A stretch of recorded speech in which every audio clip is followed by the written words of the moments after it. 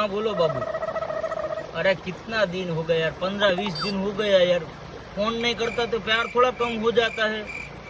अरे चौमासा आता है ना बाबू, तो मेरा मन है ना एकदम आड़ा नवड़ा हो जाता है, मेरा टांटिया एक ठिकाने रहता ही नहीं है। चौमासे में मुझको रखड़ने में इतना मजा आता है ना कि मैं तुमको भूल जाता हूँ। अरे भूल जाता हूँ मतलब फोन करना भूल जाता हूँ, खाओ नहीं। इधर टावर का एक खूंटा ही नहीं है, अभी भी मैं जंगल में ही हूँ, जंगल में रहता हूँ। घिरे भी एक बार फोन नहीं किया, उसमें क्या है यार, थोड़ा ऐसे जुदाई हो जाती है तो थोड़ी ना भूल जाऊंगा यार। तुमसे ही सच्चा प्यार करता हूँ। हाँ हाँ प्यार ही करता हूँ बाबू, तुम मेरी क्रश हो यार, तुम मेरी क्रश हो, सिगरेट हो, चार भाई बीड़ी हो, शिवाजी बीड़ी हो, सब कुछ तुम ही हो। अरे प्यार तो करता हूँ हम अनलिमिटेड, मेरा प्यार कभी नहीं खत्म होगा। अरे बाबू तुम चिंता मत करो यार, थोड़ी ऊपर वाला बनाता है, नीचे वाला खाली बगाड़ता है।